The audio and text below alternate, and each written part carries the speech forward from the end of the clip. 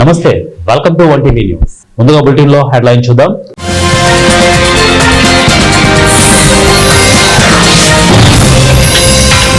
పనుల కోసం కార్యాలయాల చుట్టూ తిప్పించుకుంటున్నారు. కలెక్టర్ల సదస్సులో సీఎం చంద్రబాబు అసహనం.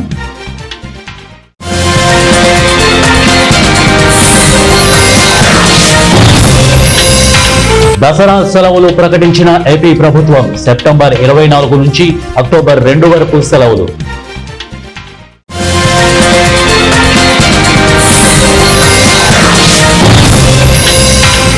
జీఎస్టీ రేట్ల తగ్గింపులో ప్రముఖ పాత్ర నాదే.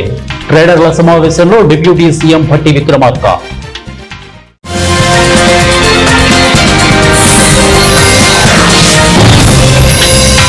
మావోయిస్టుల సంచలన ప్రకటన. ఆయుధాలు వదిలేస్తాం, కేంద్ర మంత్రి అమిత్ షాకు లేఖ. బులెటిన్ లో డీటెయిల్ చూద్దాం. మావోయిస్టులు సంచలన ప్రకటన చేశారు. ఆయుధాలు వదిలేస్తామని లేఖ రాశారు. అయితే తక్షణమే ఆపరేషన్ కగార్ ను నిలిపివేసి ఎన్కౌంటర్లు ఆపితే ఆయుధాలు వదిలేస్తామని మావోయిస్టులు కేంద్ర హోంమంత్రి అమిత్ షాకు లేఖ రాశారు. సిపిఐ మావోయిస్టు అధికారి అభయ్ పేరిట ఈ స్టేట్మెంట్ రిలీజ్ అయింది. వరుస ఎన్కౌంటర్లలో వందల సంఖ్యలో మావోయిస్టులు రాలిపోతున్నారు. ఈ ఒక్క ఏడాదిలోనే ఇప్పటి వరకు 120 మందికి పైగా మావోయిస్టులు హతమయ్యారు. దీంతో మావోయిస్టులు ఈ నిర్ణయం తీసుకున్నట్లు తెలుస్తోంది. మావోయిస్టులు సంచలన ప్రకటన చేసినట్లు సామాజిక మాధ్యమాల్లో వార్తలు వస్తున్నాయి. నెల రోజుల పాటు ఆయుధాలు వదిలేస్తామని ఈ మేరకు కేంద్ర హోంశాఖ మంత్రి అమిత్ షాకు లేఖ రాసినట్లు సోషల్ మీడియాలో ప్రచారం జరుగుతోంది. అయితే తక్షణమే ఆపరేషన్ కగార్ ను నిలిపివేసి ఎన్కౌంటర్లు ఆపితే ఆయుధాలు వదిలేస్తామని మావోయిస్టులు కేంద్ర హోంమంత్రి అమిత్ షాకు రాసిన లేఖలో పేర్కొన్నట్లు సమాచారం. ప్రతి సంవత్సరం దసరా సందర్భంగా ప్రభుత్వం పాఠశాలలు, కాలేజీలకు సెలవులు ప్రకటిస్తోంది. విద్యార్థులు, ఉపాధ్యాయులు ఈ సెలవుల్లో కుటుంబంతో సమయం గడుపుతారు. హాస్టల్స్ లో ఉండే విద్యార్థులు ఇక స్వగ్రామాలకు వెళ్లే అవకాశం పొందుతారు. ఈసారి కూడా అదే పద్ధతిలో ప్రభుత్వం అధికారిక ప్రకటన చేసింది. ఎప్పుడెప్పుడు దసరా సెలవులు వస్తాయా అని ఎదురు చూసిన విద్యార్థులకు శుభవార్త లభించింది. ఆంధ్రప్రదేశ్ ప్రభుత్వం దసరా సెలవుల షెడ్యూల్ ను ప్రకటించింది. రాష్ట్రంలోని అన్ని పాఠశాలలకు సెప్టెంబర్ 24 నుంచి అక్టోబర్ 2 వరకు సెలవులు ఉంటాయని తెలిపింది. మొత్తం 9 రోజుల పాటు విద్యార్థులు దసరా పండుగను ఆనందంగా గడిపి వీలుంటుంది. ఇక అక్టోబర్ 3న మళ్లీ పాఠశాలలు పునః ప్రారంభం కొనసాగుతాయి. వాట్సాప్ గవర్నెన్స్ ప్రవేశపెట్టిన ఇప్పటికీ కొన్ని శాఖలు పనుల కోసం కార్యాలయాల చుట్టూ తిప్పించుకుంటున్నాయని, ముఖ్యంగా రెవెన్యూ, మున్సిపల్, పోలీస్ శాఖల పనితీరు ఆశాజనకంగా లేదని ముఖ్యమంత్రి చంద్రబాబు నాయుడు అసంతృప్తిని వ్యక్తం చేశారు. ప్రభుత్వం అందిస్తున్న అన్ని సేవలకు రేటింగ్ ఇస్తున్నామని, ఇప్పటికీ ఈ 3 శాఖల పనుల కోసం కార్యాలయాల చుట్టూ తిప్పించుకున్నట్లు ఫీడ్బ్యాక్ వచ్చిందని చెప్పారు. రాష్ట్రంలో యూరియా కొరత ఉందని కొందరు కావాలనే ప్రభుత్వంపై దుష్ప్రచారం చేస్తున్నారని, అమెరికా నుంచి 750కి పైగా తప్పుడు పోస్టులు పెట్టారని పేర్కొన్నారు. కలెక్టర్ల సదస్సు ముగింపు సందర్భంగా 2వ రోజు మంగళవారం quantum valley, WhatsApp governance, data lake, ఇక ఆర్డీజీ ఎక్సలెన్స్ అవేర్ 2.0 అంశాలపై సీఎం సమీక్షించారు. ఇక సీనియర్ అధికారులు కూడా పని విధానం మార్పు కావాలని, ఇకపై టెస్టుల్లో పాస్ అయిన వారినే కీలక పదవుల్లో కూర్చోబెడతామని సీఎం అన్నారు. టెక్నాలజీపై అవగాహన ఉన్న యువ ఐఏఎస్ అధికారులను కీలక పదవుల్లో కూర్చోబెట్టినట్లు చెప్పారు. టీచర్ల దగ్గర నుంచి ప్రతి ప్రభుత్వ ఉద్యోగి ఐటీపై అవగాహన పెంచుకోవాల్సిందేనని అన్నారు. కార్యదర్శులు తమ శాఖలకు సంబంధించి క్షేత్రస్థాయి సమాచారం కోసం కలెక్టర్లను నివేదికలు అడగకూడదని, కావాల్సిన వివరాలన్నీ ఇక ఆర్డీజీఎస్ నుంచే తీసుకోవాల్సి ఉంటుందని చంద్రబాబు స్పష్టం చేశారు. జీఎస్టీ రేట్ల తగ్గింపులో ప్రముఖ పాత్ర తనదేనని రాష్ట్ర ఉప ముఖ్యమంత్రి మల్లు భట్టి విక్రమార్క చెప్పారు. జీఎస్టీ రేట్ల సవరణ కోట్లాది మంది ప్రజలకు ఉపయోగపడే కార్యక్రమం. జీఎస్టీ కౌన్సిల్ సభ్యునిగా ప్రజల పక్షాన నిర్ణయాలు తీసుకోవడంలో నేను ప్రముఖ పాత్ర పోషిస్తున్నాను అని ఆయన వెల్లడించారు. జీఎస్టీ రేట్ల సవరణతో రాష్ట్ర ప్రభుత్వం ఏటా 5,000 కోట్ల ఆదాయాన్ని కోల్పోతోందని, అయినా పేద మధ్యతరగతి ప్రజలు, రైతుల శ్రేయస్సుకు ఆ నష్టాన్ని భరిస్తున్నామని స్పష్టం చేశారు. జీఎస్టీ రేట్ల సవరణ నేపథ్యంలో వాణిజ్య పన్నుల శాఖ ఆధ్వర్యంలో మంగళవారం MCRHRDలో వ్యాపార వర్గాలతో జరిగిన ముఖాముఖి కార్యక్రమంలో భట్టి పాల్గొన్నారు. ఈ సందర్భంగా ఆయన మాట్లాడుతూ, పేద మధ్యతరగతి ప్రజల మేలు కోసం జీఎస్టీ రేట్లు హేతుబద్ధీకరణ జరగాలని సీఎం రేవంత్ రెడ్డితో పాటు కేబినెట్ మొత్తం విధాన నిర్ణయం తీసుకుందని అన్నారు. ఇక సవరించిన రేట్లతో పెద్ద సంఖ్యలో వస్తువుల ధరలు తగ్గుతున్నాయని, ఈ ఫలాలను ప్రజలకు అందించాల్సిన బాధ్యత రాష్ట్ర ప్రభుత్వంతో పాటు వ్యాపారుల అందరిపై ఉందని చెప్పారు.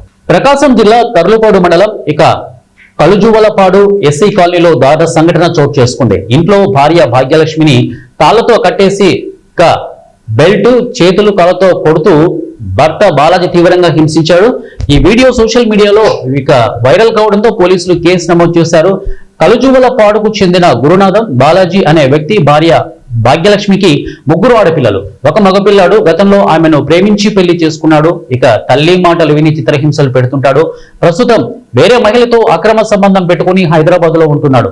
ఇక భార్య స్థానికంగా ఉండే బేకరీలో పనిచేసుకుంటూ పిల్లలను బ్రతికించుకుంటోంది. హైదరాబాద్ నుంచి వచ్చి మందు తాగడం కోసం డబ్బులు ఇవ్వాలని భార్యను హింసిస్తుంటాడని పోలీసులు స్థానికులు తెలిపారు. ఇక తల్లి మాటల ప్రేరేపణతో ఆమె ముందే బెల్ట్ తో కాళ్లతో కొట్టి హింసించినట్లు బంధువులు తెలిపారు. ప్రకాశం జిల్లా గిద్దలూరు ఖమ్మం ప్రాంతంలో 20 సూత్రాల పథకం అమలు చేస్తామని చైర్మన్ లంక దినకర్ అన్నారు. ఆయన మాట్లాడుతూ ప్రకాశం జిల్లా పశ్చిమ ప్రాంతాన్ని ప్రపంచ దృష్టిని ఆకర్షించేలా తీర్చిదిద్దుతామని తెలిపారు. మంగళవారం ఎంపీడీఓ కార్యాలయంలో జరిగిన సమావేశంలో ఈ ప్రాంత చారిత్రక వ్యక్తులు ఇక ప్రదేశాల ఖ్యాతిని చాటుతూ టూరిజం మౌలిక సదుపాయాల కల్పనతో యువతకు ఉపాధి అవకాశాలు పెంచుతామని అన్నారు. వ్యవసాయం, విద్య, వైద్యం, త్రాగునీరు, ఉపాధి వంటి పలు రంగాల అభివృద్ధిపై సమీక్షించారు. ఖమ్మం చెరువు 3 టీఎంసీల నీటి నిల్వ సామర్థ్యం ఉందని, చెరువులో పూడికతీతకు, చెరువు కట్టపై తాగునీటి సౌకర్యం, చెరువులో బోటు షికారు తదితర విషయాలను పరిశీలించడమే గాక చెరువును పర్యాటక కేంద్రంగా తీర్చిదిద్దేందుకు కృషి చేస్తామని అన్నారు. అనంతరం ఎర్రగొండపాలెం ఎంపీడీఓ, ఖమ్మం నీటిపారుదల శాఖ ఆర్డబ్ల్యూఎస్ అధికారులకు సమాచారం ఇచ్చిన సమావేశానికి హాజరు కాకపోవడంతో సోకాజ్ నోటీసులు జారీ చేయమని ఉన్నతాధికారులకు సూచించారు. ఈ కార్యక్రమంలో సబ్ కలెక్టర్ త్రివినాథ్, ఇతర అన్ని శాఖల అధికారులు తదితరులు పాల్గొన్నారు. ఎవరైతే పీఎం జన్మన్ కింద అడవుల్లో మారుమూల ప్రాంతాల్లో ఎటువంటి మౌలిక సదుపాయాలు నోచుకోనటువంటి కుటుంబాలు ఎవరైతే ఉన్నాయో, ముఖ్యంగా ఎస్టీ పాపులేషన్స్ ఎవరైతే ఉన్నారో, తాండాల్లో ఉన్నారో వారికి సంబంధించి వారికి నివాసమైనటువంటి గృహాలు, త్రాగునీరు, సురక్షిత త్రాగునీరు, అలాగే ఎలక్ట్రిఫికేషన్, అలాగే మొబైల్ కనెక్టివిటీకి సంబంధించినటువంటి అంశాలు, అలాగే హెల్త్ అండ్ ఎడ్యుకేషన్ కి సంబంధించినటువంటి మౌలిక సదుపాయాల కల్పనకి సంబంధించిన అంశాల్లో పురోగతి మీద వీటితోటి సమీక్షించడం జరిగింది. ఒక్క ఆర్డబ్ల్యూఎస్ సంబంధించి ఏదైతే డ్రింకింగ్ వాటర్ కి సంబంధించిన సమాచారం అది నాకు రాలేదు. కారణం ఆర్డబ్ల్యూఎస్ కి సంబంధించినటువంటి అధికారి ఇక్కడికి పిలిచినా కానీ రాలేదు. వారికి కూడా దృష్టికి తీసుకెళ్లి వారికి కూడా మెమో ఇవ్వమని చెప్పడం జరుగుతూ ఉంది. ఇంకొకటి, ఈ పిఎం జన్మన్లో ముఖ్యమైనటువంటిది రోడ్డు కనెక్టివిటీ. రోడ్డు కనెక్టివిటీకి సంబంధించి ఏ అయితే ఇప్పటి వరకు నాకు చెప్పింది 103 కోట్లతో 130 కిలోమీటర్లు నిడివి గల రోడ్లు ప్రతిపాదనలు చేశారన్నమాట.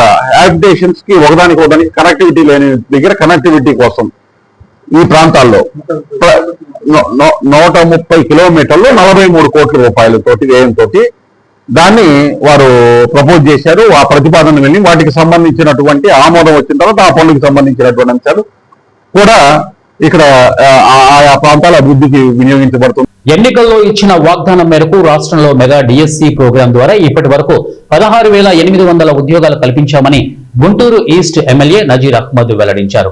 అలాగే గత వైఎస్ జగన్మోహన్ రెడ్డి పాలనలో 5 సంవత్సరాల కాలంలో ఒక్కసారి కూడా మెగా డిఎస్సి నిర్వహించలేదని, కేవలం మోసపూరితంగా ప్రజలకు మభ్యపెట్టారని నజీర్ అహ్మద్ విమర్శించారు. ఆ పాలనలో నిరుద్యోగులకు ఎటువంటి ఉద్యోగ అవకాశాలు ఇవ్వలేదని తీవ్ర స్థాయిలో మండిపడ్డారు. ఒక పక్కన నిరుద్యోగ యువతకు ఉపాధి కల్పించేటువంటి దాంట్లో ప్రభుత్వ ఉద్యోగాలతో పాటు పెద్ద ఎత్తున ప్రైవేట్ రంగంలో ఉన్నటువంటి ఉద్యోగాలు కల్పించడానికి కూడా నిరంతరం పనిచేస్తున్నటువంటి కూటమి ప్రభుత్వాన్ని ప్రజలు మెచ్చుకోవాల్సినటువంటి అవసరం ఉంది.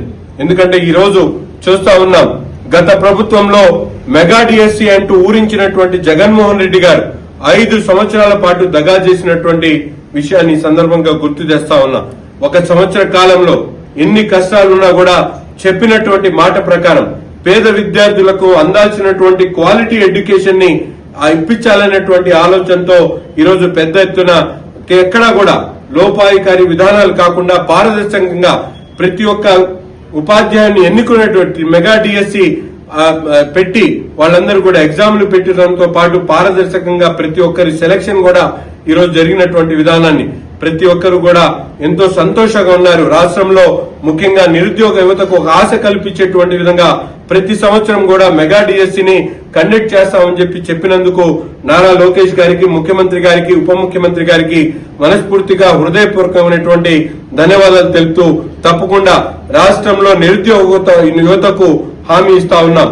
తప్పకుండా ఒక పక్కన ప్రభుత్వ ఉద్యోగాలతో పాటు రాష్ట్రంలో అనేక పరిశ్రమలు స్థాపించి వేలాది మందికి ఉపాధి కల్పించేటువంటి మార్గాలు, అంతేకాకుండా ఈరోజు స్కిల్ డెవలప్మెంట్ కార్పొరేషన్ ద్వారా దాదాపు 20 లక్షల మంది ఉద్యోగాలు ఈ 5 సంవత్సరాలు ఇస్తానని చెప్పినటువంటి మాట ప్రకారం తప్పకుండా కూటమి ప్రభుత్వం నెరవేరుస్తుంది. గుంటూరు పల్నాడుపులి గుంటూరు జిల్లా ప్రజలకు సుపరిచితుడు అయిన కోడెల శివప్రసాద్ 6వ వర్ధంతి సందర్భంగా గుంటూరు ఈస్ట్ ఎమ్మెల్యే నజీర్ అహ్మద్ నివాళులర్పించారు. అన్న ఎన్టీ రామారావు పిలుపు మేరకు రాజకీయ రంగ ప్రవేశం చేసి ఎన్నో అత్యున్నత స్థానాలు పొందిన వ్యక్తిగా కోడెల శివప్రసాద్ నిలిచారని ఆయన గుర్తు చేశారు. అటువంటి మహానుభావుడిపై కూడా అప్పటి ముఖ్యమంత్రి వైఎస్ రాజశేఖర రెడ్డి అనుచిత వ్యాఖ్యలు చేయడం సబబు కాదని నజీర్ అహ్మద్ అభిప్రాయపడ్డారు.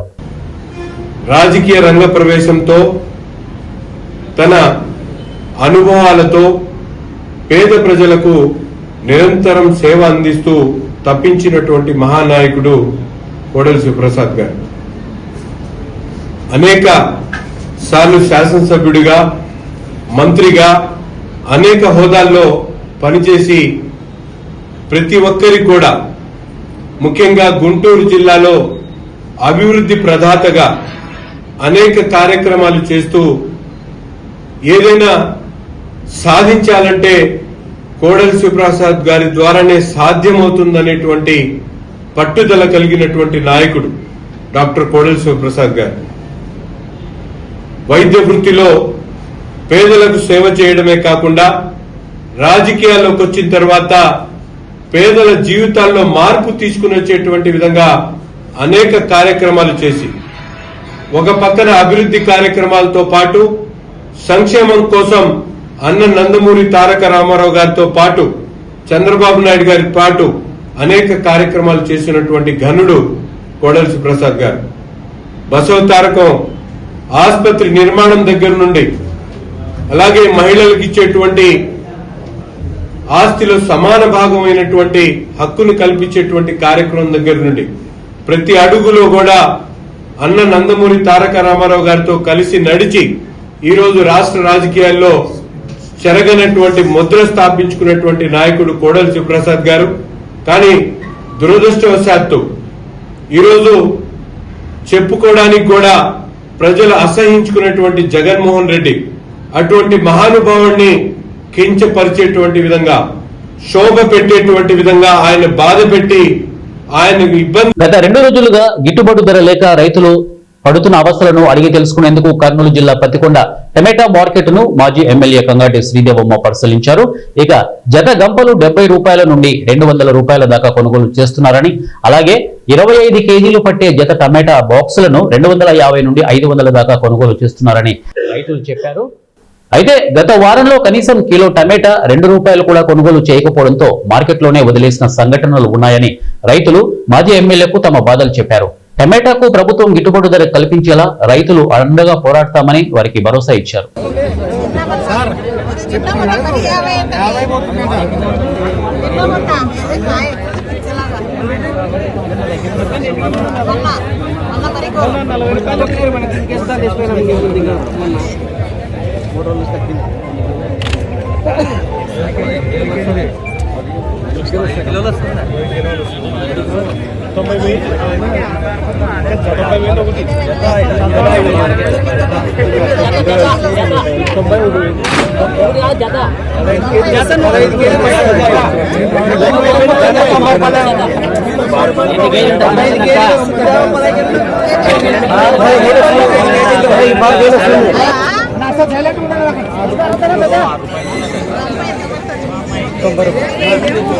అక్కడ రమ్మని చెప్పు.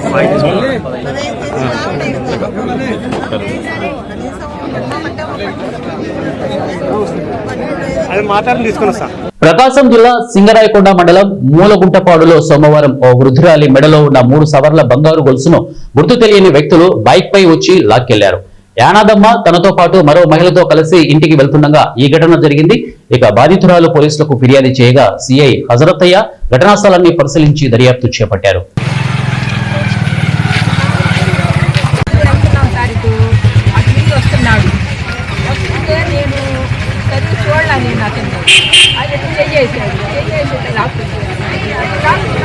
ఈ అమ్మాయి అరిచింది, గొలుసు మీకు పోతాడు, గొలుసు ఎవరు వీళ్ళిద్దరే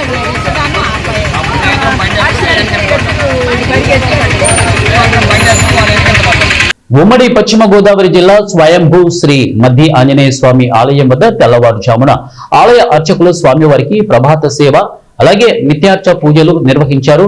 ఇక అనంతరం స్వామివారు ప్రత్యేక అలంకరణలతో భక్తులకు దర్శనమిచ్చారు. స్వామివారికి ప్రీతికరమైన మంగళవారం కావడంతో పెద్ద సంఖ్యలో భక్తులు బారులు తీరి స్వామివారిని దర్శించుకున్నారు. ఆలయం చుట్టూ 108 ప్రదక్షిణలు చేసి మొక్కులు చెల్లించుకున్నారు. శ్రీ స్వామివారి ఆలయం ఇక హనుమన్నామ స్మరణతో మారుమోగింది. మంగళవారం ఆలయం వద్ద గుడిపాడు గ్రామానికి చెందిన రామతులసి భజన సమాజం వారు హనుమాన్ చాలీసా పారాయణం చేశారు.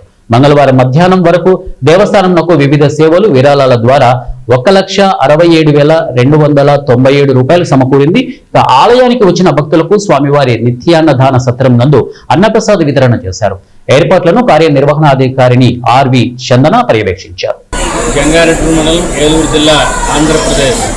స్వామివారికి ఎంతో ప్రీతిపాత్రమైనటువంటి రోజు జయవారం మంగళవారం కావడంతో విశేషమైనటువంటి వివిధ ప్రాంతాల నుంచి భక్తులు వచ్చే స్వామిని ఉదయం 5:30 గంటల దగ్గర నుంచి గర్భాలయ దర్శనము అదే రకంగా ఉచిత దర్శనము చేసుకుంటూ ఉన్నారు. అదే రకంగా ఈ యొక్క వచ్చినటువంటి భక్తులందరికీ కూడా అన్నప్రసాదనశాలలో అన్నప్రసాదన వినియోగం 10 గంటల దగ్గర నుంచి ప్రారంభమైంది. ప్రతి భక్తులు కూడా అన్నప్రసాదం తీసుకోవాల్సిందిగా కోరుతున్నాము. అదే రకంగా ఈ యొక్క కార్యక్రమాలన్నింటినీ కూడా ఏ రకమైనటువంటి లోటుపాట్లు కలగకుండా కార్యనిర్వహణాధికారి అయినటువంటి ఆర్వి చందన గారి ఆధ్వర్యంలో సిబ్బంది కృషితో అత్యంత అద్భుతంగా స్వామివారి కార్యక్రమాలు జరుగుతున్నాయి. కాబట్టి ప్రతి ఒక్కళ్ళు కూడా మధ్య ఆంజనేయ స్వామివారిని దర్శించండి, ధరించండి. ప్రతి ఆదివారము జరిగేటటువంటి హనుమద్ హోమ కార్యక్రమంలో పాల్గొనండి. అదే రకంగా స్వామివారికి నెలలో పూర్వాభాద్ర నక్షత్రం రోజున స్వామివారికి సుభద్ర హనుమత్ కళ్యాణం జరుగుతుంది. వివాహం కానిటువంటి వధువులు ఎవరైనా ఆ యొక్క వివాహం పాణిగ్రహణం స్వామివారి యొక్క కళ్యాణ మహోత్సవం జరిపించుకున్నట్లయితే వారికి ఉమ్మడి పశ్చిమ గోదావరి జిల్లా వ్యవసాయ అధికార Habib Basha, ADA KR Puram PG Bujjibabu, ఇక జీలుగుమిల్లి వ్యవసాయ అధికారి కె గంగాధరం కలిసి శుక్రవారం Darbagudem society, Jeelugumilli society, Kamayyapalem DCMS urea నిల్వలను పరిశీలించారు. నిల్వల లభ్యత, పంపిణీ విధానం, రికార్డుల నిర్వహణ తదితర అంశాలను వారు పరిశీలించారు. ఈ సందర్భంగా అధికారులు సిబ్బందికి స్పష్టమైన ఆదేశాలు జారీ చేశారు. స్టాక్ బోర్డులు ఏర్పాటు చేసి వాటిపై బస్తా ఖరీదులను స్పష్టంగా ప్రదర్శించాలని సూచించారు. రైతులు సులభంగా వివరాలు తెలుసుకునే విధంగా పారదర్శకత పాటించాలని అన్నారు. ప్రశాంతంగా జరుగుతుంది. కుక్కునూరు, వేలేరుపాడు, జీలుగుమిల్లి ఈ 3 మండలాల్లో. కానీ ఈ వేలేరుపాడు, కుక్కునూరు ఈ 2 మండలాల్లో ప్రైవేట్ డీలర్లు, సొసైటీలు కూడా తక్కువ. కాబట్టి ఇక్కడ ఆర్ఎస్కేల ద్వారా కూడా జిల్లా కలెక్టర్ వారి ఆదేశాల మేరకు రైతు సేవా కేంద్రాల్లో కూడా పెట్టి ఇక్కడ ఈరోజు ఇది మేడేపల్లి గ్రామంలో ఇక్కడ కూడా యూరియా పంపిణీ చేయడం జరిగింది. ఇంకా కావాలంటే ఇక్కడ యూరియా పంపిణీ చేస్తాం. రైతుల అవసరాల మేరకు యూరియా వస్తుంది. ఎవరు రబీకి కావాల్సిన ఎరువులు కూడా ఇప్పుడే రైతులు తీసి పెట్టుకోవడం, దానివల్ల కొంత కొరత ఏర్పడుతూ ఉంటుంది. మళ్ళీ వస్తాయి ఎరువులు. ప్రతి నెలల 2-3 రోజులకు గ్యాప్ ఇచ్చి కూడా మళ్ళీ ఎరువులు సప్లై చేస్తున్నాం. మొన్న పోలవరం దండిగా ఎరువులు ఇచ్చాం. అవసరం మేరకు ఎరువులు ఉన్నాయి జిల్లాలో. బఫర్ స్టాక్ కూడా ఉంది. ఇప్పటికే జిల్లాలో 3,000 మెట్రిక్ టన్నుల యూరియా మన సొసైటీల దగ్గర, డీలర్ల దగ్గర ఉంది. కాబట్టి రైతులు ఎవరు ఆందోళన చెందాల్సిన అవసరం లేదు. దాదాపుగా ప్రశాంతంగా ఒక 4-5 రోజులకి నుంచి చాలా ప్రశాంతంగా ఉంది. అన్ని చోట్ల ఎరువులు ఉన్నాయి. ఇందాక నేను వేలేరుపాడు ప్రైవేట్ డీలర్ల దగ్గర కూడా 2-3 దగ్గర చూశాను. దాదాపు ఆ ప్రైవేట్ డీలర్ల దగ్గరే 40-50 మెట్రిక్ టన్నుల యూరియా ఉంది. కుక్కునూరు విషయానికి వస్తే అక్కడ ఆర్ఎస్కేల ద్వారా ఇవ్వాల్సి వస్తుంది. డెఫినెట్గా మళ్ళీ రేపు ఒక 25 మెట్రిక్ టన్నులు కూడా పంపిస్తున్నాం. కాబట్టి ఇక్కడ ఈ జిల్లాకు సుదూరంగా ఉండే మండలాలు. నిజామాబాద్ జిల్లా వర్షాలు తగ్గుముఖం పట్టిన శ్రీరామ్ సాగర్ ప్రాజెక్టులోకి వరద నీరు పోటెత్తుతోందని తెలుస్తోంది. ప్రాజెక్టు 36 గేట్లను తెరిచి 2 లక్షల క్యూసెక్ల నీటిని దిగువకు విడుదల చేస్తున్నారు. శ్రీరామ్ సాగర్ ప్రాజెక్టు పూర్తి స్థాయి నీటి మట్టం 1091 అడుగులకు గాను 1088 అడుగులు నీటి నిల్వ ఉంచి వస్తున్న ఇన్ఫ్లోను వచ్చిన విధంగా దిగువకు విడుదల చేస్తున్నారు. 1.79 వేల క్యూసెక్ల వరద నీరు ప్రాజెక్టులోకి వస్తోంది. వరద నీరు ఆధారంగా 2,89,000 క్యూసెక్ల నీటిని 36 గేట్ల ద్వారా దిగువకు నీటిని విడుదల చేస్తున్నారు. ప్రాజెక్టు అధికారులు దిగువనున్న ప్రజలు ప్రాజెక్టు పరివాహక ప్రాంతంలోకి రావద్దని అధికారులు హెచ్చరికలు జారీ చేసినట్టు మనకు కనపడుతోంది.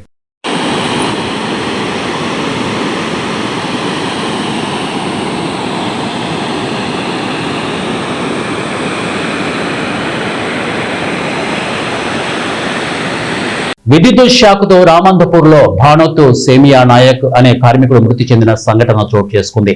ఖమ్మం జిల్లా ఇల్లందుకు చెందిన భానోత్ సేవియా నాయక్ రామంతపూర్ లోని గోఖలే నగర్ లో ఉంటూ విద్యుత్ శాఖలో డైలీ లేబర్ గా పనిచేస్తుంటాడు. ఇక విధుల్లో భాగంగా మంగళవారం విద్యుత్ పనులు చేసే క్రమంలో కరెంటు సరఫరాను విద్యుత్ శాఖ వాళ్ళు ఆఫ్ చేయకపోవడంతో వైర్ కి చేయి తగిలి ఇక సేవియా నాయక్ కింద పడడంతో స్థానిక హాస్పిటల్ కు తరలించారు. అప్పటికే సేవియా నాయక్ మరణించినట్లుగా డాక్టర్లు ధృవీకరించారు. తమకు న్యాయం కావాలంటూ సేవియా నాయక్ బంధువులు హాస్పిటల్ ముందు ధర్నా నిర్వహించారు. కాంట్రాక్టర్ లింగా నాయక్ పై కేసు నమోదు చేసి తమకు న్యాయం చేయాలని సేవియా నాయక్ బంధువులు కోరారు. కృష్ణా జిల్లా మోపిదేవి మండలంలోని కోసూరువారిపాలెం గ్రామంలో జరిగిన అభివృద్ధి పనుల ప్రారంభోత్సవ కార్యక్రమంలో ప్రోటోకాల్ పాటించకుండా అవమానపరిచినందుకు నిరసనగా ఎంపీటీసీ సభ్యుడు సనక వెంకట రాజేష్ రాజీనామా చేశారు. స్థానిక మండల పరిషత్ కార్యాలయంలో జరిగిన సర్వసభ్య సమావేశంలో రాజేష్ రాజీనామా లేఖను ఎంపీడీఓ జె స్వర్ణభారతికి అందించారు. ఈ సందర్భంగా ఎంపీటీసీ మాట్లాడుతూ పదే పదే కోసూరువారిపాలెం సెగ్మెంట్ పరిధిలో ప్రోటోకాల్ పాటించకుండా తనను అవమానపరుస్తున్నారంటూ ఆరోపించారు. ప్రజాప్రతినిధులుగా తనను అధికారులు గుర్తించినప్పుడు ప్రజలకు ఏం చేస్తాను అంటూ ఆవేదనకు లోనై రాజీనామా చేస్తున్నట్లు చెప్పారు. ఎటువంటి సమాచారం అందించకుండా మరి నాయకులు చెప్పారో అధికారులు పిలవద్దని, లేదంటే అధికారులు పిలవద్దనుకున్నారో తెలియదు. ఇంత గతంలో ఇట్లాగే 2-3 సార్లు జరిగింది. అయినా సరే నేను అంతకుముందు ఎండిఓ గారికి, ఎంఆర్ఓ గారికి వాళ్ళందరికీ లెటర్లు ఇవ్వడం జరిగింది. దాని మీద ఏదో చెప్పారు, నా మాత్రం చర్యలు తీసుకున్నారు. ఈరోజు కూడా నా సొంత విలేజ్లో కూడా నాకు పిలవకపోవడం నాకు చాలా బాధను కలిగించింది. డాక్టర్ బిఆర్ అంబేద్కర్ గారు రాసిన రాజ్యాంగాన్ని తూట్లు పొడిచే విధంగా అధికారులు ప్రవర్తించడం నాకే ఇది అవమానకరమైన విషయాలు జరుగుతుంటే నేను నా సెగ్మెంట్లోని ప్రజలకు ఏమాత్రం న్యాయం చేయగలనని ఆలోచన వచ్చి వాళ్ళకి తిరిగి నాకు నేను న్యాయం చేసుకెళ్ళినప్పుడు వాళ్ళకి న్యాయం చేయలేనని నా అపనమ్మకంతో నేను నా ఎంపీటీసీ పదవికి రాజీనామా చేయడానికి. బులెటిన్ ముగించే ముందు హెడ్లైన్స్ మరొకసారి.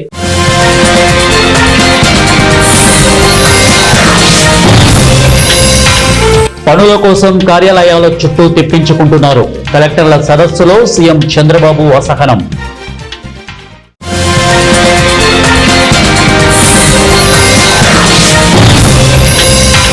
దసరా సెలవులు ప్రకటించిన ఏపీ ప్రభుత్వం. సెప్టెంబర్ 24 నుంచి అక్టోబర్ 2 వరకు సెలవులు.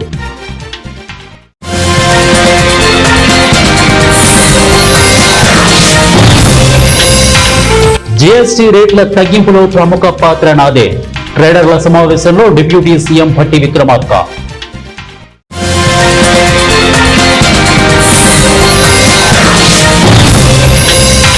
మావోయిస్టుల సంచలన ప్రకటన. ఆయుధాలు వదిలేస్తాం, కేంద్ర మంత్రి అమిత్ షాకు లేఖ. ఇవే బులెటిన్ అప్డేట్స్. నెక్స్ట్ బులెటిన్ లో కలుద్దాం. Until then keep watching 1TV news. ప్రతిక్షణం ప్రజల పక్షం.